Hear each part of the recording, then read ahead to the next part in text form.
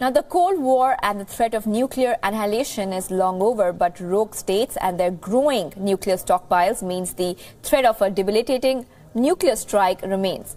It explains why, from the US to Russia, China, South Korea and Japan, even India, there are plans of protocols for safeguarding top political and military leaders and in some cases even sections of the population.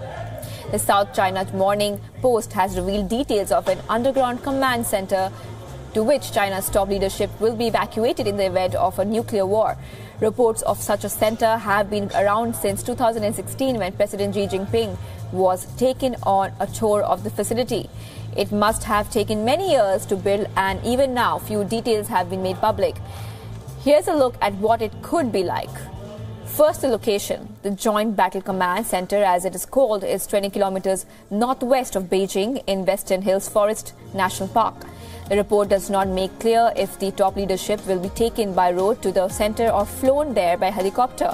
Both carry risk as they will be visible. Is there an underground route to the center? That's not clear, but it's possible the Chinese could have worked on that since it is relatively risk-free. Now let's get to the nuts and bolts of what this nuclear command center could look like. This one is 2 kilometers deep underground in limestone caves that have a layer of granite on top at least 1,000 meters thick. For any nuclear command center to survive the blast of a nuclear strike, it must have a buffer of rock at least 100 meters thick. In that sense, this command center seems pretty secure. The center has access to water from surface lakes, from rain and snow. Underground water courses are fed by at least 3 sources, ensuring adequate supply. Of course, filtration plants are required. It probably has ventilation systems to clean radioactive pollutants flowing in from the surface.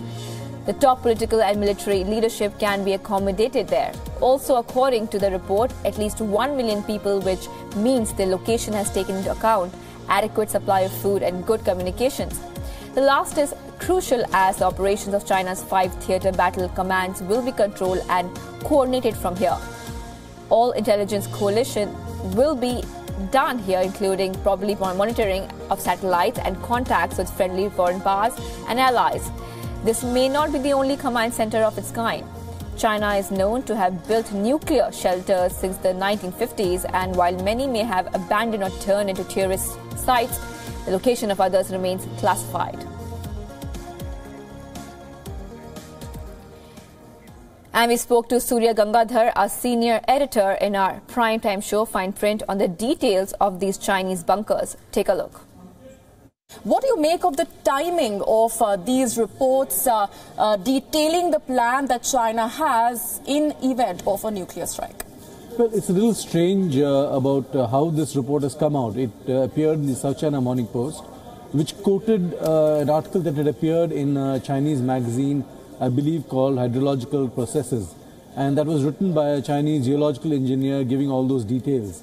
So why would the Chinese allow an obscure guy like this to come out with all this information unless they had a definite motive and an intention to publicize it? Perhaps to tell the world about their expertise, perhaps to point the finger in one direction where the activity is actually in some other direction. So the Chinese operate in an atmosphere of paranoia, and especially under President Xi Jinping, they are highly secretive. They are restoring some of those authoritarian controls that were there in the 50s and the 60s. So possibly when we look at all that, possibly that's one of the reasons why they are coming out with this information, giving out some information. Maybe it's all planted, maybe it's a lie, we don't know. And Surya, this claim of these bunkers being able to accommodate 1 million people, your response to that claim and how strange it really sounds? Well, 1 million people, I mean, we're talking of a city here. And I would presume that maybe for a few thousand people, some kind of shelter can be made. But for 1 million people, I mean, that's stretching it a bit. I mean, in fact, that's one of the questions one has to ask when you look at reports like this.